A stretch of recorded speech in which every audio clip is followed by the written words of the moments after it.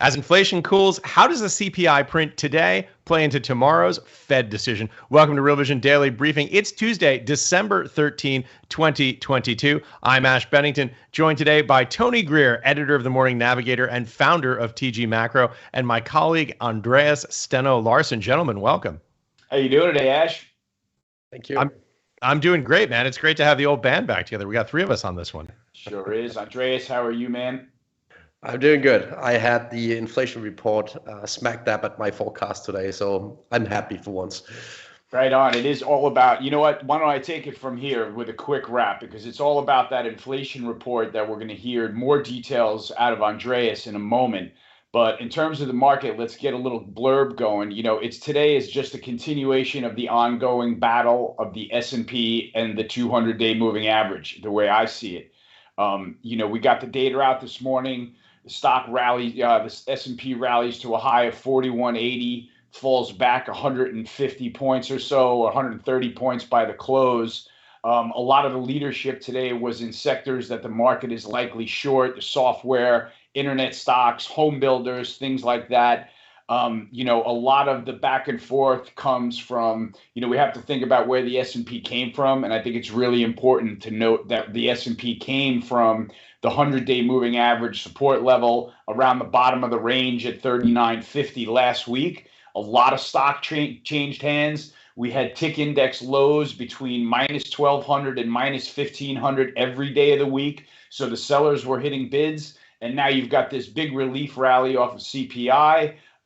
That's what's interesting to me. We're coming out a little bit in positive territory today. The battle of the S&P and the 200-day goes on. Andreas, I'd love to hear a lot more about the details of CPI today, since that's what's driving price action. Yeah, Andreas, jump right in. Tony set the table with the price action, what happened in markets. What was driving it? Well, I guess it was kind of a surprise to the downside. And as far as I'm concerned, the main concern over the past couple of days was actually a hot CPI printing above consensus, right? But it came in at 7.1%, so 0.2 percentage points below the Wall Street consensus. And I don't think a single investment bank penciled in 7.1 in their forecast. But I did. For once, I was actually right on inflation. You absolutely nailed it, man. Yeah, but I think that's the first time in a while, so no need to party. But hey, listen, Andreas, let me point something out just to give people a little bit of context on what this number means. So month over month, 0.1, year over year, 7.1. What's interesting about this is on month over month and year over year, it's below prior, below consensus, and below consensus range. So as you point out, considerably below where the expectation was. Yeah, exactly. And the interesting thing here is that we have a clear divergence between the inflation in goods, so in physical goods, and inflation in services. So if we bring up chart 1, Brian, it's now crystal clear that we have diverging trends in goods and services. And I guess the Fed is usually mostly scared of service inflation, since it is the part of the inflation basket that is the stickiest, since it's driven a lot by wages. And therefore, this is not necessarily a good cocktail for the Federal Reserve, even though the headline number looks compelling if you buy into the pivot story for the Federal Reserve early next year. But if we look a bit ahead, I'd like to show you just a couple of leading indicators for goods inflation. The one I tend to trust the most is the development in freight rates from China to LA, basically. That is a good gauge of where goods inflation is heading. And if we look at the most recent development in freight rates, it's crystal clear that we have disinflation, if not outright deflation, in goods by now. And if you look at chart 3, Brian, I can show a very concrete example of actual deflation now. So if we look at the used cars category of the consumer basket, it is now dropping in price. Also in the consumer price index, we've basically known it for a while if we follow auctions such as the Manheim index. But in any case, we actually have deflation in various goods by now, so an outright fall in prices.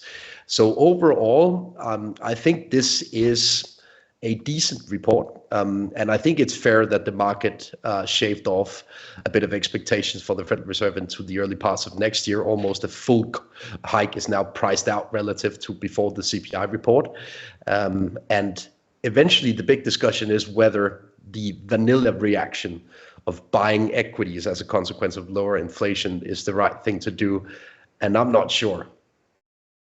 So we're going to get a deep dive from Tony on markets in just one second, Andreas, but I want to ask a couple of follow-up questions that I think folks may be wondering. First, what exactly is the difference between goods and services inflation? What do they betoken? What does each one mean? What does it suggest? And second, that China to U.S. freight rates versus goods inflation, striking correlation, obviously, between those two data series. What exactly does it mean? Why is it following that way? Are we seeing effectively inflation decline with a decline in international trade, or is the correlation suggesting something else to you? But first, what does it mean? Difference between goods and services inflation. What's it mean for the economy?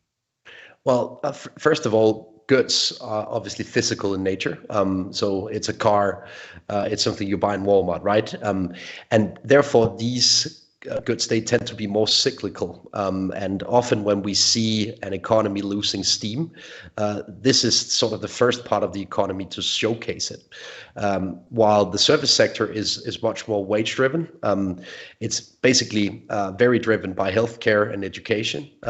So those are obviously two sectors of the economy very reliant on people being present for the service, right? So therefore, this is a part of the economy that moves more slowly, and you should expect that part of the economy to move with a clear time lag to what's going on in goods. So when the price of goods drops, I think it's an early warning signal to expect something to happen to the price of services, maybe in 2, 3, 4 quarters from now, but not until then.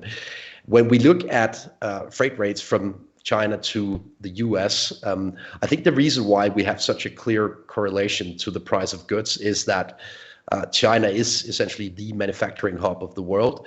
And when the transportation cost is very elevated from China to the US, it ends up being a part of the ultimate price in Walmart and other stores due to a high cost of the supply chain, basically. And therefore, it is really good news that the freight rate is dropping. I'm not necessarily sure that it's because all of the supply chain issues are gone, but it's basically driven by a lack of demand for transportation now, ultimately because households, they buy less goods. Yeah, it's really interesting to have a trader and an economist on the show at the same time, two equally important but very different ways of looking at the world. Tony, you heard the deep dive there from Andreas. What are the market signals telling you? Yeah, to pick up where we left off in that S&P discussion, it's worth noting we shouldn't be shocked that the S&P fell at the highs and backed off. Tom Thornton, one of our other outstanding presenters and contributors, has mentioned that the S&P reached that sequential DMARC 13, which is, a reversal type of price action. So let's see if the S&P can hang in here. But broadly speaking, there was a huge rally in the bond market, right? 10-year notes had one of their biggest up days in a while. Yields backing way off to the bottom of the range. We had an interesting rally in the crypto market that I want to hear more from you on in a second. Obviously, that headline has taken up all the oxygen in the room. Sure. Yeah, exactly. But it is the most interesting trade for my purposes is that the commodities trade with the dollar index falling back towards the lows has come quite a bit back to life. It's given me confidence to put some more money to work in that space. I have to say I was highly motivated by a great piece I saw on, I think it was CNBC with Mark Fisher, where he gave, basically because several reasons why the market looks so good to them that they bought everything across the board. They bought oil, they bought natural gas, they bought diesel fuel and things like that. And I went down the list of reasons, and a lot of it makes a lot of sense. If you are still like I am, an energy bull, thinking that we are in the early innings of that energy bull trade. So that's the rundown for me. The Bloomberg Commodities Index rallies, Bitcoin rallies, stocks rally, bonds rally. I mean, it's a pretty interesting day to be alive today. Why don't you tell us about one of the bigger headlines that's come across the tape in the last, 100 years? Yeah, I mean, talking about interesting days to be alive. This is really a hell of a day over in crypto. We had a lot of things happen, obviously, simultaneously. Sam Bankman-Fried getting arrested in the Bahamas last night. Then we have the indictment unsealed in the Southern District of New York. This is the criminal complaint from the Department of Justice. Additionally, we've got CFTC and SEC filing civil lawsuits against Sam Bankman-Fried.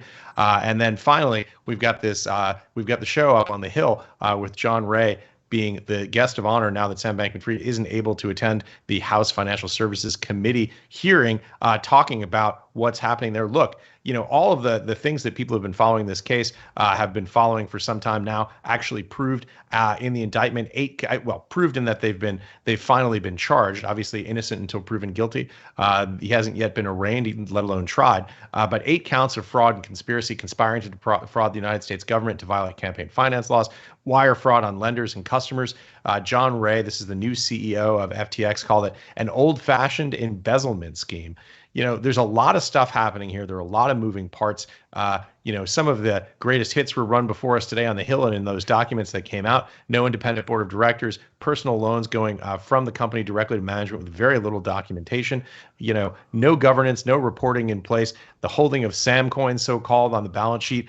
These are the assets created, spun up by Sam Bankman-Fried and FTX, being used on the balance sheet at FTX. Just a ton of stuff that's happening out there. And for me, the really shocking thing about all of this, we've heard all of these allegations before, but listening to John Ray, and this is a story that hasn't gotten a whole lot of pickup on the news cycle, probably because there's just so damn much going on today.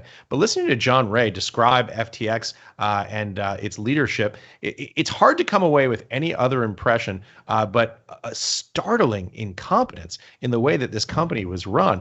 There's this thesis out there that the conspiracy theorists that this was the smartest guy in the room and he was running this colossal fraud. Obviously, these are allegations. This is speculation, but that he was really on top of it. It just seems like the entire management structure of that company was asleep at the switch. Again, all allegations that have yet to be proven in a court of law, but there's a lot of evidence out there.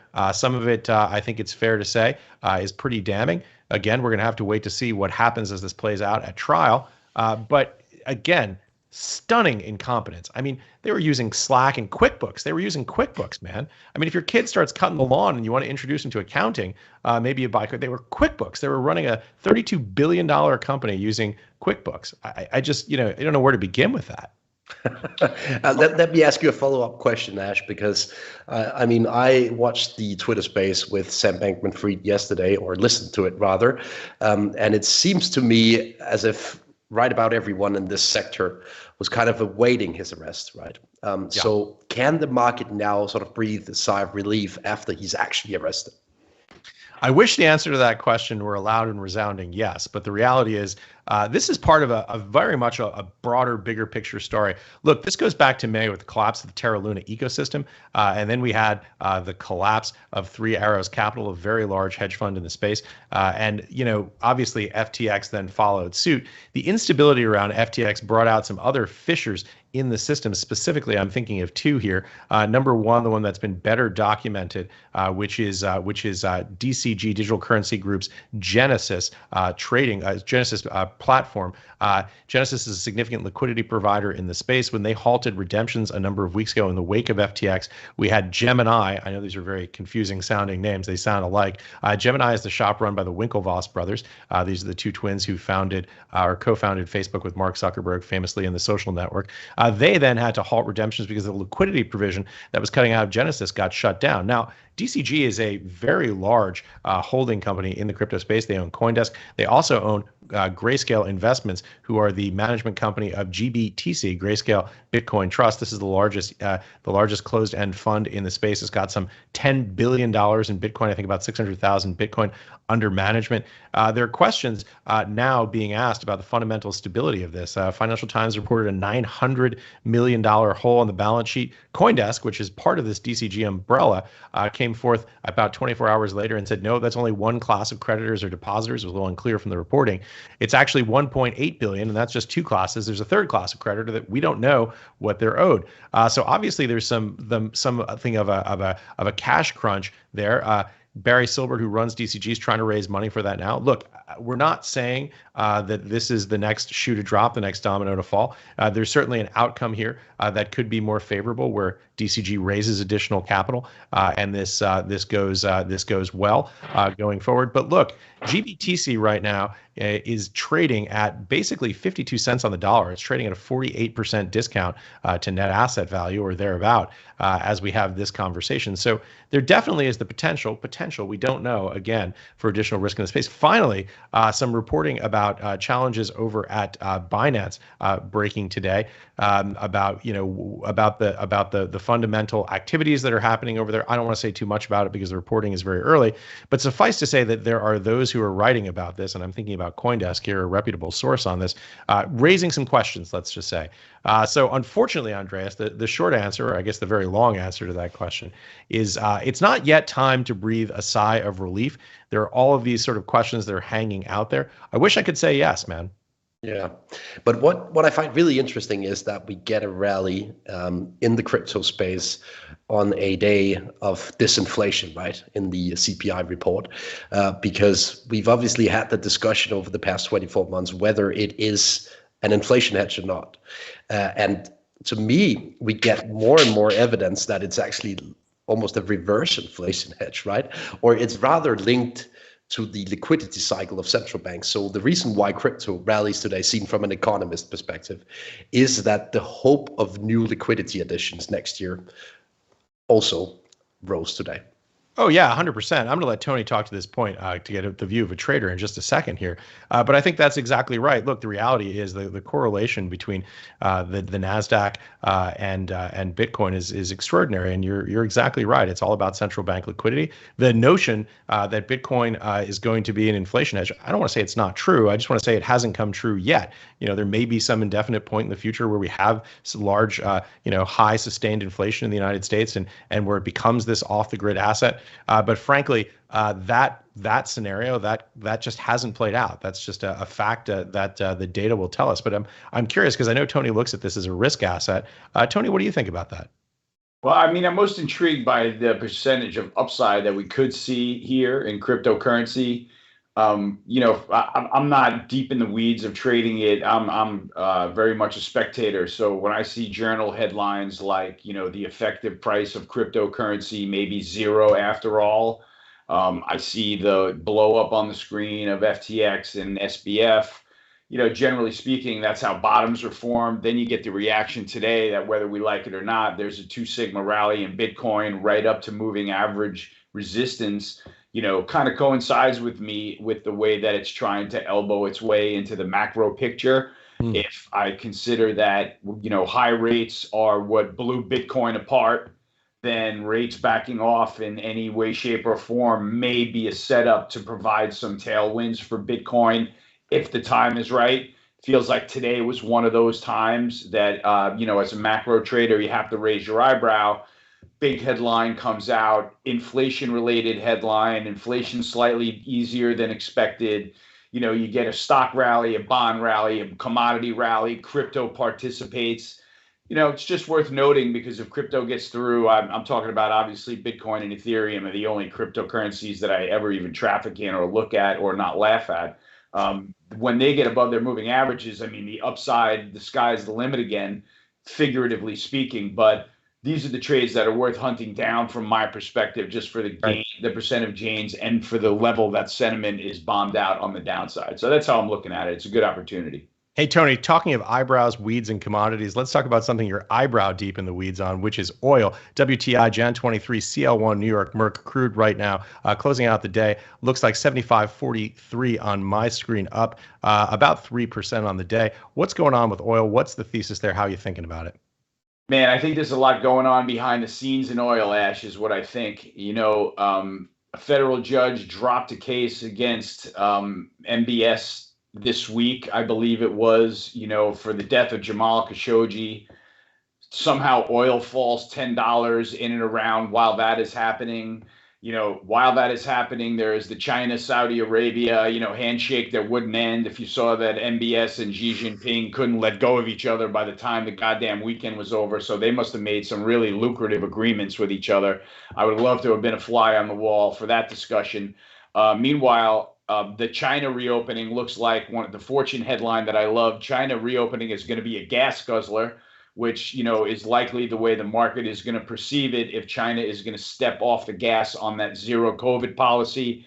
I heard they finally gave their apps, the phone apps, some activity back. So those are the things that are kind of the back and forth that I see in the markets. I see a lot going on behind the scenes, but when I see Mark Fisher get that excited about the upside, and then I see a lot of other stars line up like we saw today, I'm starting to think that we're towards the end of this sell-off in oil. Sentiment is definitely getting bombed out. Open interest continues to fall. So this is a trade that, once again, the upside percentage gains are really worth looking at from my perspective. So I'm just going to be dialed into that, Ash, for the rest of the year, see how the rotation in equities plays out. I'm still keen on the fact that energy stocks are probably going to go out on their highs and tech stocks are going to go out on their lows. We'll see how that transpires and shakes out the S&P, but it spells to me that the S&P has kind of got rocky road ahead. So that's why I'm keeping my eyes open to, what's going on in the commodity market specifically again, what's going on in crypto again. I just think that trading the S&P is going to be an uphill battle for the next several months. So I just want to make sure that I'm getting off the next year started on the right foot.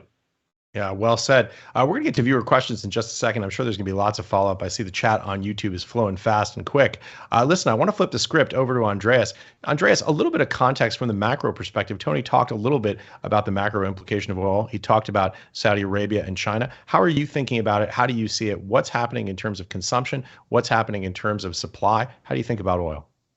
Well, first of all, I think we need to watch the development in the US dollar right now, since it is so important for the broad commodity outlook.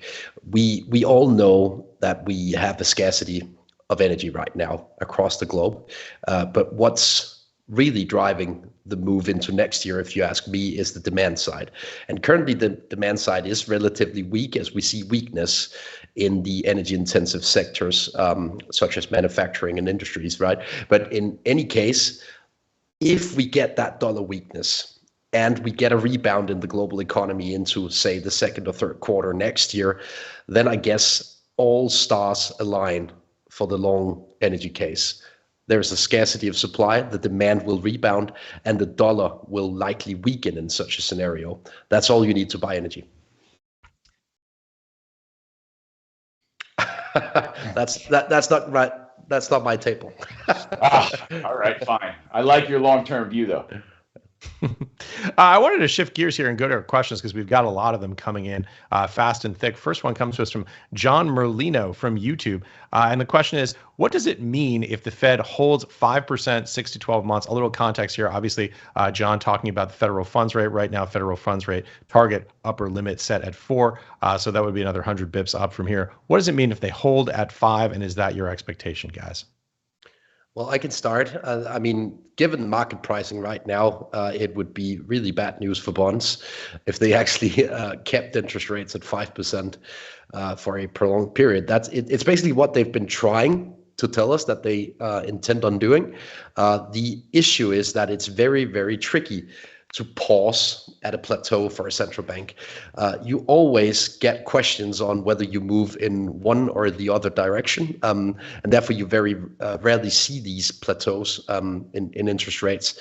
So my best guess is that it will be politically tricky to actually plateau the interest rate for a prolonged period of time, even though it is their intention right now.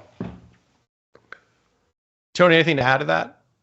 The only thing that I can add to that is around Fed Chair, Federal Reserve Chairman Powell's comment, I guess shortly after was it an FOMC meeting or he was just making comments when he said, talking about rate hikes, and he opened the door to a little bit easier policy when he said, we don't want to crash the economy. As it turned out, that comment was like, the new dovish Paul.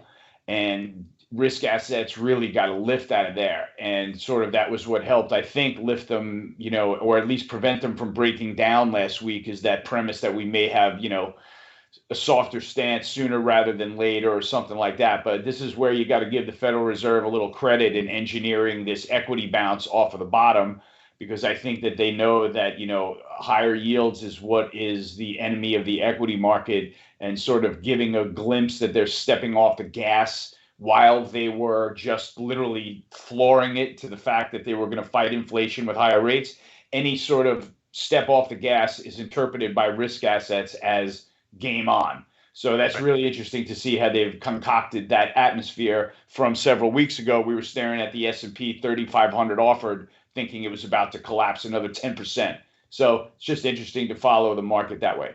Hey, Tony, I know we said viewer questions. I guess I'm a viewer too. This is the question I want to ask you if I were out in the audience.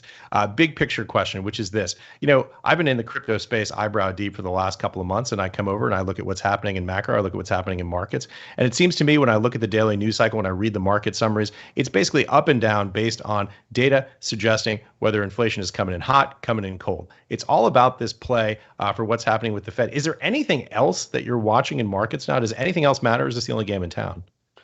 Man, that's a really good point. Yeah, I have to say that I see it through a little bit of a different lens, where I see a lot of technical dynamics panning out, right? Like, and when I say that this is the ongoing battle of the S&P at the 200-day moving average, I mean, the S&P is trading like clockwork at some level for me, where, it's giving me positive signals by breaking up through the 50, then 100, then 200-day moving average, right?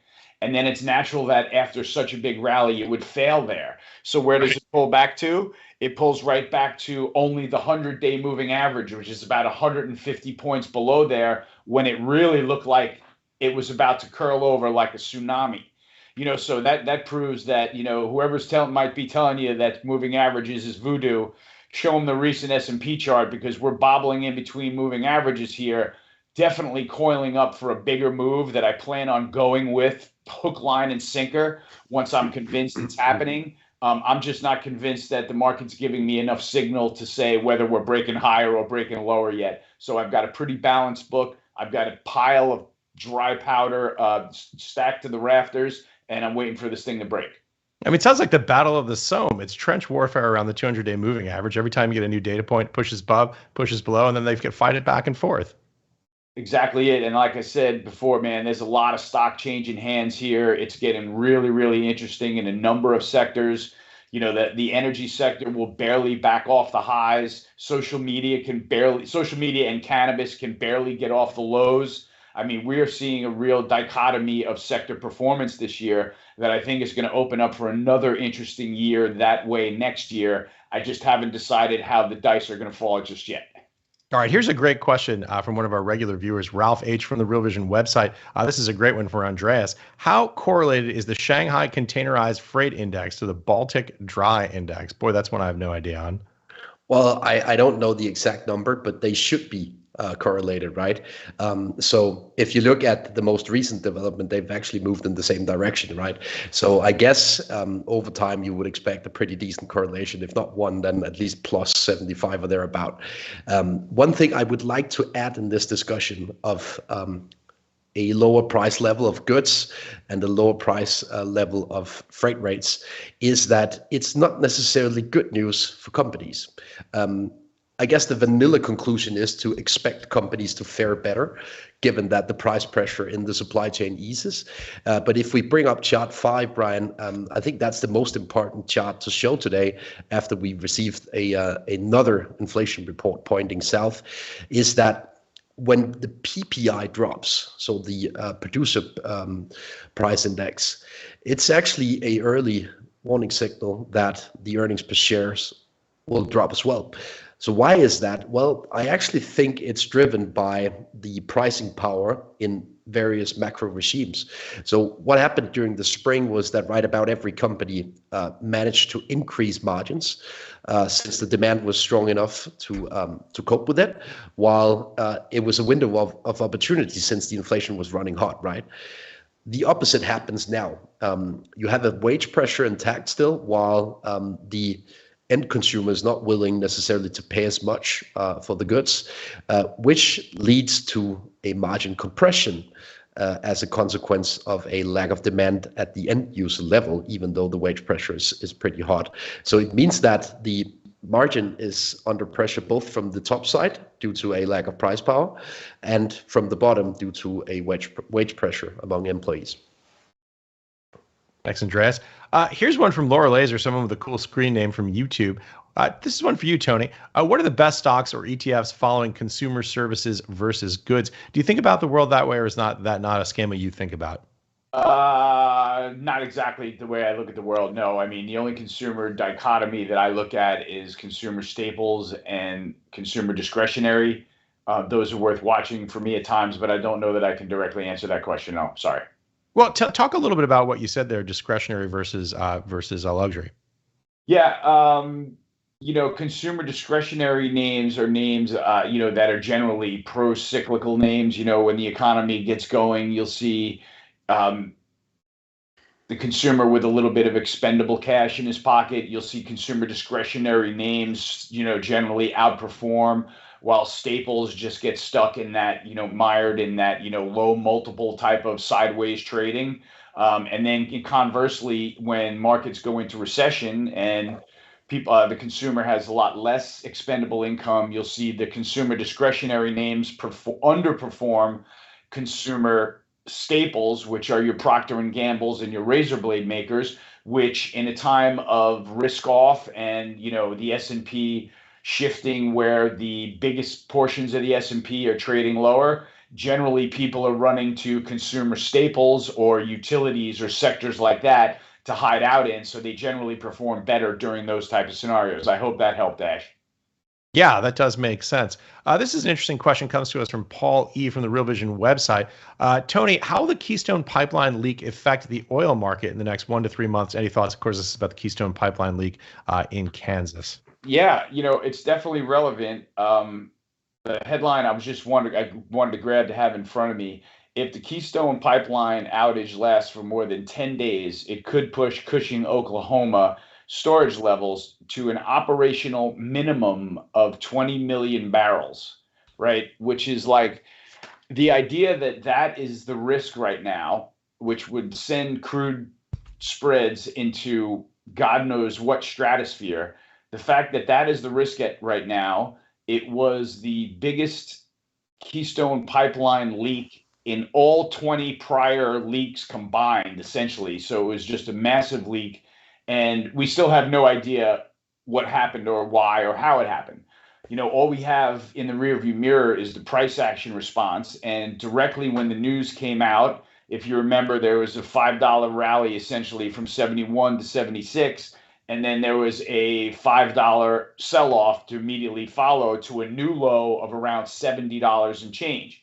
So that told you that, this oil being spilt in Kansas is not enough to, change the dynamic of the technical forces bearing down on the crude oil complex.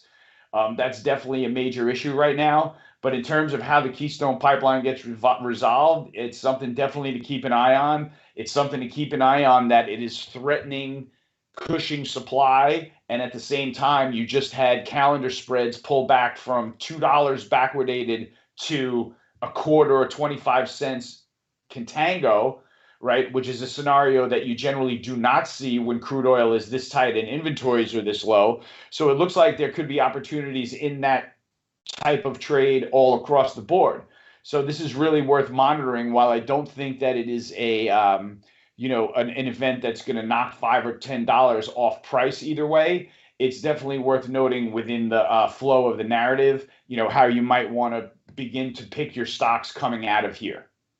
Yeah, we got to wrap in just 1 second here, but I wanted to send one more question down to Andreas because it's a terrific big picture question. And the question comes to us from Charles Patton from YouTube. Do you think the markets will now turn to focusing on recession instead of inflation? It's a great question to end the day with. And also, Andreas, big picture, high level for people who may not know, what might that look like in your view? Well, I guess it's spot on, that question, because I think the reason why we see slowing inflation is that the recession is looming, right?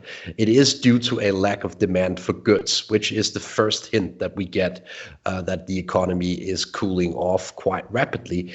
So ultimately, we will end up focusing on the recession. But I think we need to see signs of weakness in the service sector and the labor market before we really trust that the recession is here, right? We've talked about it for, I don't know, 12, 18 months already. And yet we haven't got a confirmation that the recession is actually here. And I frankly don't think it is. So for now, no, we're not going to talk about the recession until we get more firm evidence that the labor market is not doing well. Yeah, very well said. I know we have to wrap here, but I want to give final thoughts, key takeaways to both of you. Andreas, first to you, final thoughts, key takeaways.